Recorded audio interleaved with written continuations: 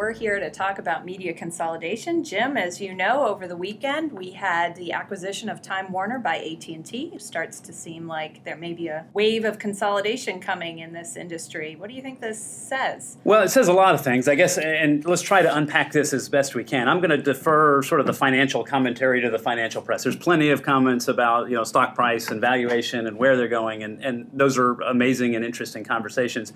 I'm more interested in the scale opportunity here, and recognizing that neither of these is finalized. They've both been announced, and AT&T is going to face a significant regulatory burden to get that approved. Yahoo and Verizon / AOL are dealing with privacy breach and maybe renegotiating the price. So all of those things, neither deal is anywhere near closing yet.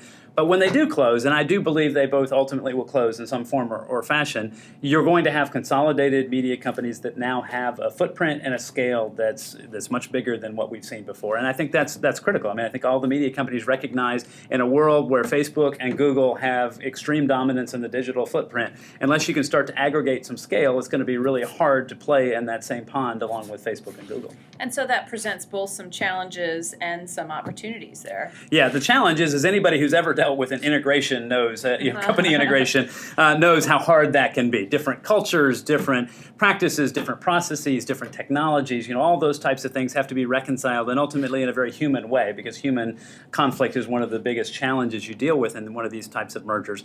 But the opportunity there is for technology, such as what Social Flow provides, to really provide you the scale across the entire enterprise so that you can have a common platform.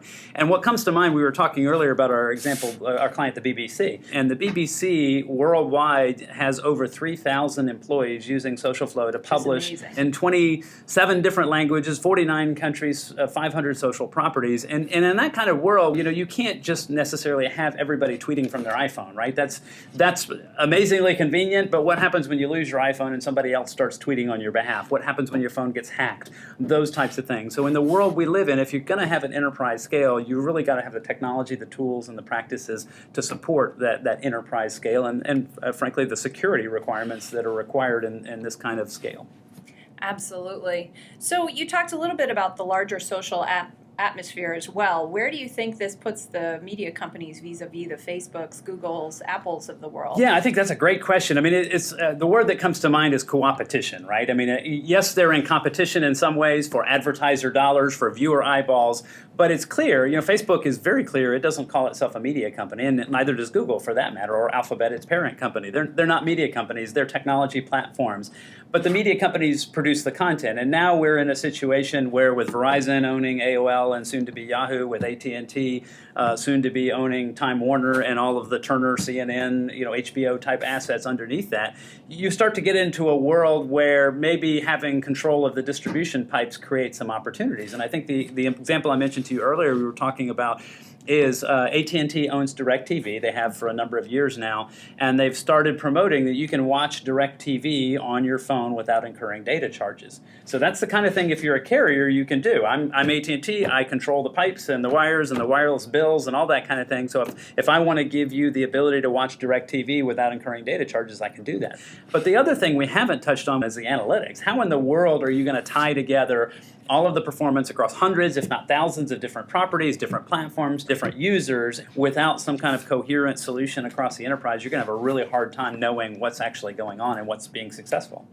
Yeah, that's interesting. And you also think about rolling that up all the way to the top. You can kind of look at it division by division, handle by handle. And yeah, that's part of, it's probably I'm glad you mentioned that. It's an underreported element of analytics. People think, oh, just give me the spreadsheet with the data. Well, yes, you do need the spreadsheet with the data, but ultimately being able to roll it up by groups. What if I want to look at just by social platform? How's Facebook doing versus Twitter versus another social network? How are, to use the Verizon example, how are AOL properties doing versus Yahoo? Over time, that may become blended and blurred, but for now, as the deal sort of maybe approaches getting closure, when they're going to want to be able to manage those things separately until they don't. And so if you can't do the data roll-ups and get the right business construct to look at the data, then you're going to have a real hard time, again, managing the business. Yeah, for sure. So as we start to wrap this up, maybe one last question. I don't know if you have any thoughts on what this might mean for consumers as they start to think about how they're getting their content as these media companies are getting larger.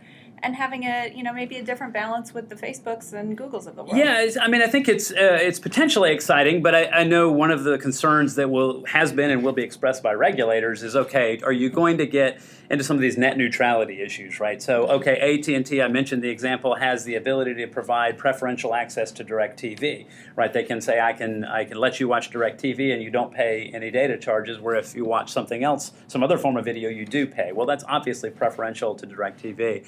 And this is a battle that's been going on since sort of the dawn of the internet, net neutrality. Do the people who own the pipes have the ability and the right, and maybe they definitely have the ability, do they have the right to throttle speeds, to charge more or charge less, as the case may be? And so I think that's what you're going to see from a regulatory approval standpoint, quite a bit of time and attention spent on what are the rules and requirements that AT&T is going to be required to adhere to in terms of providing that preferential access. What can they do? What can't they do? And then, honestly, how much can the regulators anticipate? Because 3 years from now, no matter what, we're probably going to see many, many very different things, some of which could be anticipated and many of which couldn't be anticipated. So that's the challenge when you take this legal and regulatory framework that typically evolves over decades and you marry it to technology that typically evolves over quarters. And so a lot of times you end up with very unpredictable solutions. So obviously we'll be working on this for a little while over time here. Yeah. Absolutely. Well, thank you very much for watching today, and thank you, Jim. Thank you.